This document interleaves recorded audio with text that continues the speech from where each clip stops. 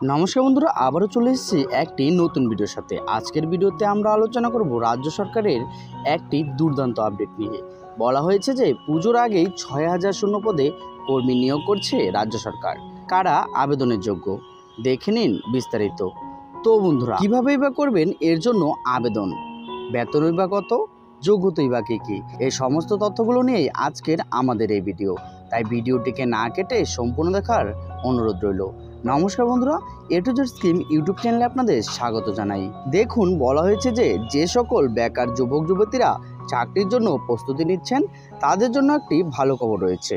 পশ্চিমবঙ্গ সরকার মমতা বন্দ্যোপাধ্যায় এবার পুজোর আগে সমস্ত চাকরি প্রার্থীদের জন্য একটি বড় সুযোগের দরজা খুলে দিয়েছে, যেখানে জানা যাচ্ছে ৬,০০০-এর বেশি শূন্য পদে নতুন করে কর্মী নিয়োগের বিজ্ঞপ্তি প্রকাশ করতে চলেছে।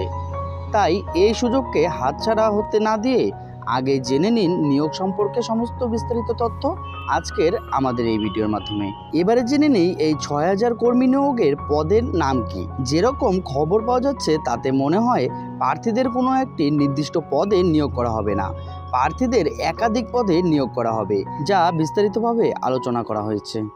গ্রাম পঞ্চায়েত নির্মাণ সহায়ক, নির্মাণ সহকারী, পঞ্চায়েত সমিতির কেরানি কাম টাইপিস্ট, গ্রাম পঞ্চায়েতের সচিব, জেলা পরিষদ, নিম্ন বিভাগীয় সহকারী মো, গ্রাম পঞ্চায়েত নির্বাহী সহকারী, পঞ্চায়েত সমিতির অ্যাকাউন্টস ক্লার্ক, গ্রাম পঞ্চায়েত সহায়ক সহকারী, গ্রাম পঞ্চায়েত কর্মী, জেলা পরিষদের সিস্টেম ম্যানেজার, পঞ্চায়েত সমিতির ব্লক ইনফরমেটিক্স অফিসার, জেলা পরিষদের স্টেনোগ্রাফার টাইপিস্ট, পঞ্চায়েত সমিতির পিয়ন অফিসের সহায়ক, জেলা পরিষদের সহকারী পঞ্চায়েত সমিতির ডেটা এন্ট্রি অপারেটর।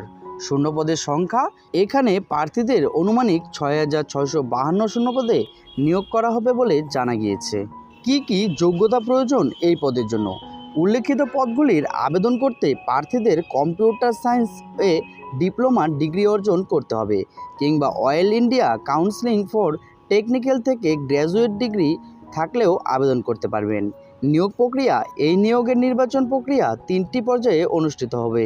লিখিত পরীক্ষায় নিয়োগের প্রথম পর্যায়ে প্রার্থীদের একটি লিখিত পরীক্ষা নেওয়া হবে, যেখানে প্রার্থীদের সাধারণ জ্ঞানের দক্ষতা যাচাই করা হবে। স্কিল টেস্ট, যেখানে প্রার্থীদের কম্পিউটার টাইপিংয়ের অভিজ্ঞতা পরীক্ষা করা হবে। ইন্টারভিউ, প্রার্থীদের সরাসরি প্রশ্ন জিজ্ঞাসাবাদ করে যোগ্যতা যাচাই করা হবে। এই ধাপগুলি পাশ করলে তবে চাকরির জন্য নির্বাচিত করা হবে।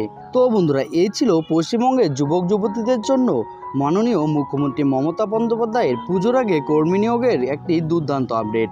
ভিডিওটি কেমন হয়েছে কমেন্ট বক্সে অবশ্যই জানাবেন। তার সাথে আপনারা যদি আমাদের চ্যানেলে নতুন হয়ে থাকেন তাহলে আমাদের চ্যানেলটিকে সাবস্ক্রাইব করে পাশে থাকা বেল আইকনটি প্রেস করে রাখবেন, কেননা আমরা প্রতিনিয়তই আপনাদের জন্য আমাদের এই চ্যানেলে এই ধরনের ভিডিও আপডেট দিয়ে থাকি। দেখা হচ্ছে পরবর্তীতে একটি নতুন ভিডিওর সাথে। ভালো থাকবেন, সুস্থ থাকবেন।